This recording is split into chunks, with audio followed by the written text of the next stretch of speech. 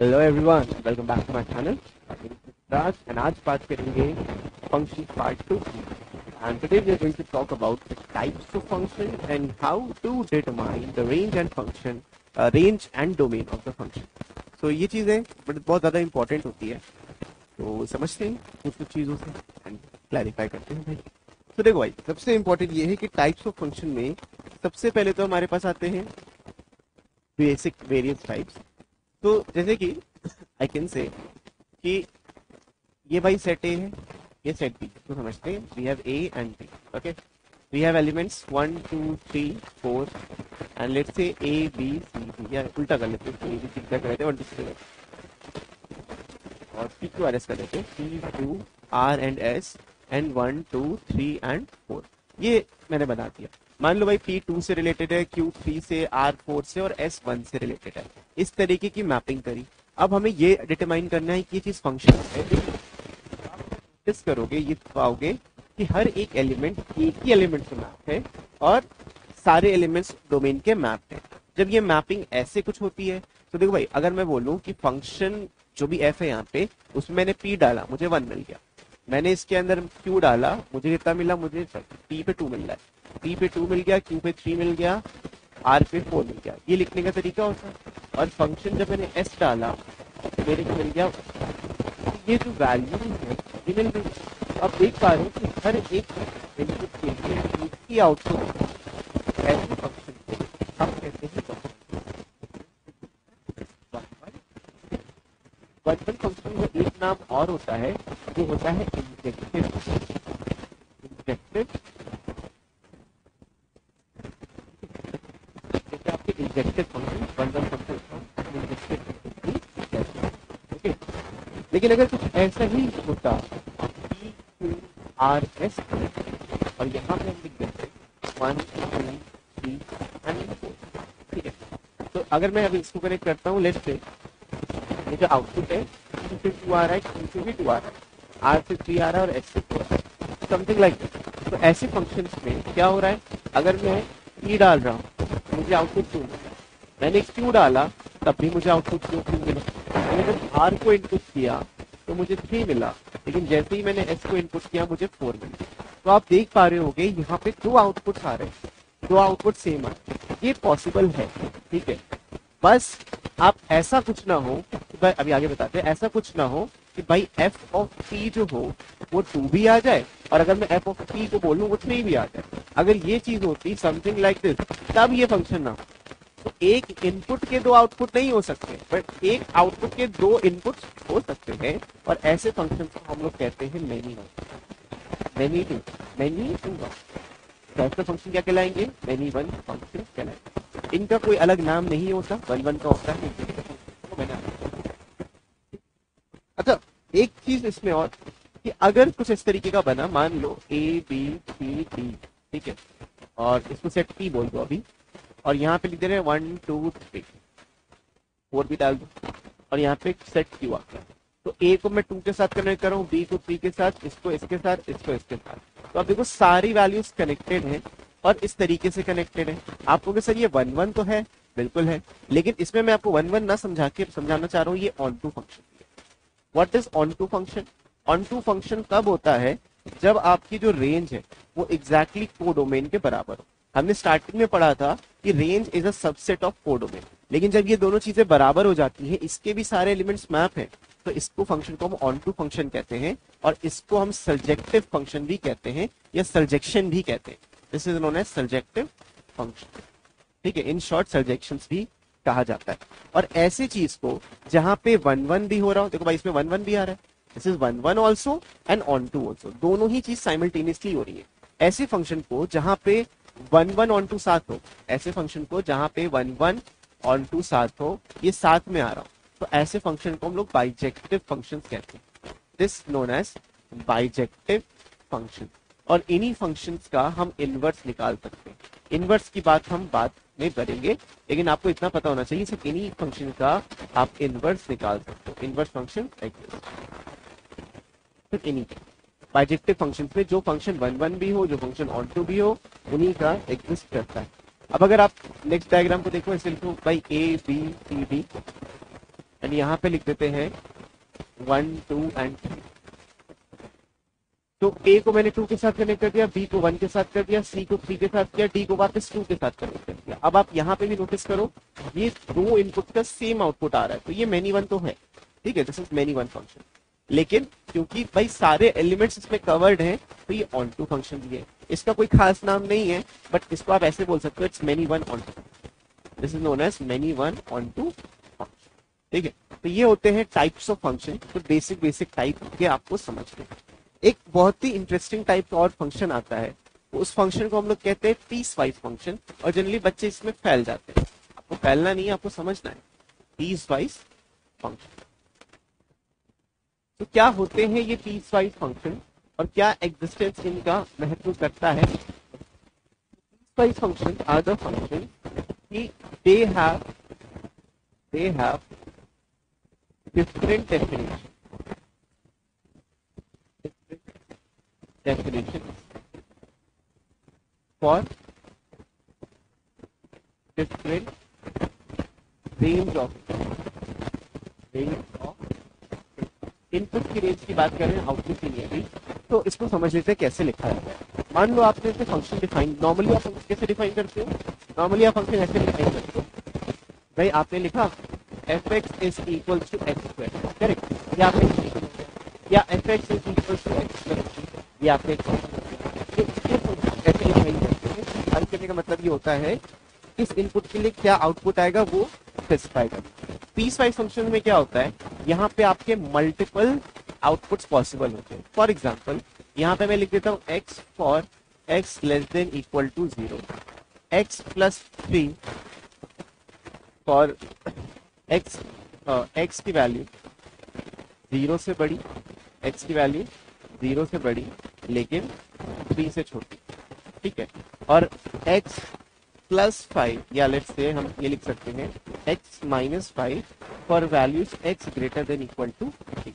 तो इस चीज को समझो कि मैंने क्या किया, यहाँ पे डिफरेंट x की वैल्यूज के लिए डिफरेंट आउटपुट्स को बना दिया। तो ऐसे फंक्शन हमें पीस वाइज फंक्शन कहलाते हैं।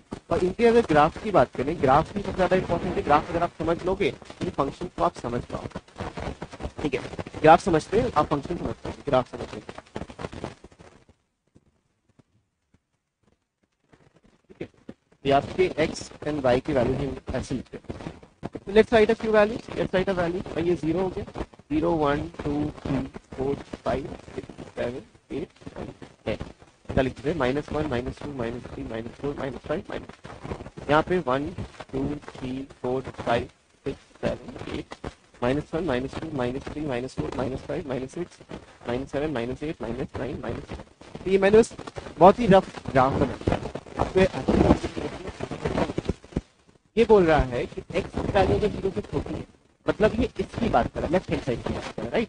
भाई ये जो है आपका x एक्सिस x डैश, तो ये 0 पॉइंट है, ये -1 -2 -3। तो ये बोल रहा है कि अगर आपकी x की वैल्यू 0 से छोटी आती है, अगर आपकी x की जो वैल्यू है वो 0 से छोटी आती है, तो आउटपुट में भी वही होगा। मतलब x की वैल्यू अगर -1 है, यहाँ पे अगर x की वैल्यू -1 है तो आउटपुट में भी -1 आएगा। मतलब ये वाला x की वैल्यू अगर -1 है तो -1 आएगा। तो इक्वल टू 0 भी है, मतलब 0 को भी यहाँ पे इंक्लूड करेगा ये। अगर आपने -2 रखा तो आपको -2 मिलेगा, आपने -3 रखा तो आपको -3 मिलेगा, इस तरीके से, ठीक है। तो इससे x से पहले ये क्या देगा, straight line, correct, y is equal to x वाली स्ट्रेट लाइन।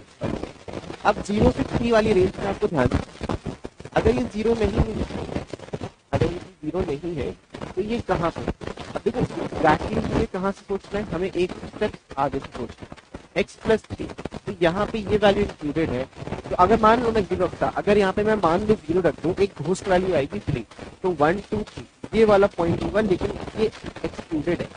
ये मैं इसको लाइट सर्कल इससे बनाया कि आप 0 पे रख के 3 नहीं पाओगे, लेकिन इसके बाद वाली वैल्यू आराम से मान लो आपने 1 रखा, तो 1 रखा तो इसमें नहीं आएगा, वो इसके बीच में 1 लाइज बिटवीन दिस, तो 1 + 3 4, तो 1 पे ये वैल्यू 4 देगा, ये चीज आती है। 2 पे वैल्यू 5 आएगी, 3 पे वैल्यू ये 6 आएगी, एंड सो। तो इसके आगे ये चीज चलती है, 6 तक चलेगी, क्योंकि मुझे देखो 3 तक पता है। एग्जैक्टली 3 पे क्या वैल्यू आएगी, 6 आएगी, ये वाली वैल्यू आ गई। इसके बाद ये बोल रहे हैं x ग्रेटर देन 3 पे x ग्रेटर देन 3 पे ये x माइनस 5 हो जाएगा, मतलब नीचे गिर जाएगा। x ग्रेटर देन 3 पे ये x माइनस 5 होगा। तो अगर मान लो मैं यहाँ पे 3 रखता, जस्ट अज्यूम करो कि अगर मैं यहाँ पे 3 रख दूं तो -2 आता, लेकिन मैं 3 रख नहीं सकता।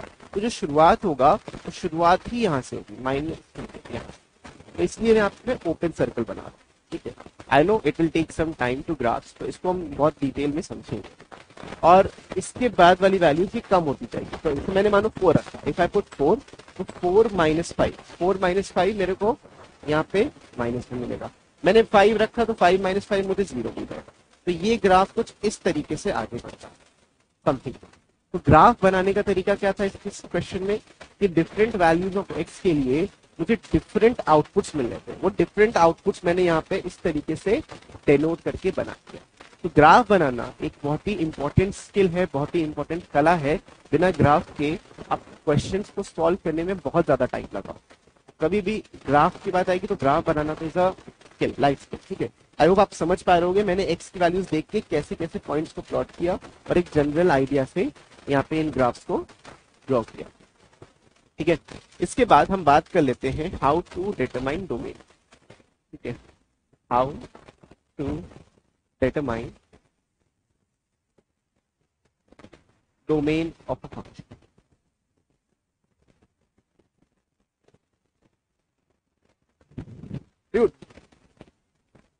मैथमेटिक्स में बहुत ही बेहतरीन चीज है। मैथमेटिक्स में जो चीज ब्रेक करती है वो नहीं हो सकती। फॉर एग्जाम्पल आपने बचपन से पढ़ते आए हो कि किसी नंबर को 0 से डिवाइड ना करो, क्योंकि 0 से डिवाइड करोगे तो नॉट डिफाइंड बन जाएगा। तो कभी भी अगर आपको डोमेन डिटरमाइन करना है तो आपको वो सारी वैल्यूज एक्स की रिमूव करनी होगी।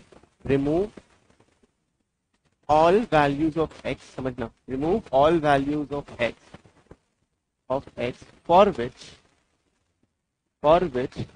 fx, जो आपका fx है, remove all values of x for which fx is giving you a not defined value, it's reaching to infinity, it's reaching to not defined infinity, यही मेन चीज है, ठीक है। It is giving you a not defined value, मतलब कि root के अंदर negative value डाल दोगे तो होगा इट अप्रोचेस इन्फिनिटी। तो ये पॉइंट आप रिमूव कर देंगे तो आप अपना आपका सॉर्टेड है कि इस तरीके से ये होता है। Remove all the values of x for which f x is not defined और f x is reaching to infinity, या कॉम्प्लेक्स वैल्यूज बन रही है वो नॉट डिफाइंड के अंदर ही आते हैं, राइट। और you can say complex values. तो इन्फिनिटी देखो कब पहुंचता है, जब डिनोमिनेटर में 0 हो जाए तब इन्फिनिटी पहुंचता है, मतलब मुझे वो हटाना है। तो इसको जो चीज मैंने लिखी है इसको समझो कि अगर मैंने लिखता हूं F x is equal to X plus 3, तो यहाँ पे ऐसी एक्स की कोई भी वैल्यू नहीं है, ऐसी एक्स की कोई भी वैल्यू नहीं है, तो इसको नॉट डिफाइंड, कॉम्प्लेक्स या इन्फिनिटी बनाए। यहाँ मैं डायरेक्टली लिख सकता हूँ कि x belongs to real number. ये जो r लिख रहा हूँ ये रियल नंबर का है, और यहाँ पे x का मतलब क्या है, डोमेन। तो domain is real number. Range की हम बात करते हैं, डोमेन। दूसरी चीज ये, आपका जो कोई एफ एक्स की जो वैल्यू मानो ऐसे लिख दिया मैंने 1/x-9, ठीक है, 1/x-9। सो इसका अगर मेरे को डोमेन निकालना होगा तो मैं सिंपल सा भाई ये रिमूव करूंगा जहां पे ये नॉट डिफाइंड या इंफिनिटी बन रही थी। तो भाई देखो x-9 0 नहीं आना चाहिए, आना चाहिए क्या, नहीं आना चाहिए। क्यों नहीं आना चाहिए, क्योंकि डिनोमिनेटर अगर 0 है तो वो डिफाइन ही नहीं है। दैट मीन्स कि x should not be equal to 9। ये हमारा आंसर भी आ गया। मतलब इसमें आप x की जगह कुछ भी रख सकते हो, 9 नहीं रख सकते। x से आप कुछ भी रख सकते हो, आप 9 नहीं रख सकते। ये बात आप समझो। तो यहाँ पे जो आपका x होगा that belongs to all real number except for 9। तो इस तरीके से लिखते हैं। और इसको एक लिखने का तरीका और होता है, लिखेंगे हम x बिलोंग्स टू, समझना, x बिलोंग्स टू -इंफिनिटी से लेके 9 यूनियन 9 से लेके इंफिनिटी। ये चीज मैंने आपको समझा रखी है। इनइक्वालिटी में इसको और अच्छे से क्लियर करेंगे, कहाँ पे ये स्क्वायर ब्रैकेट और ये ओपन ब्रैकेट लगता है, ठीक है। So this is all about this. अच्छा, एक सिंपल सा और क्वेश्चन कर लेते हैं।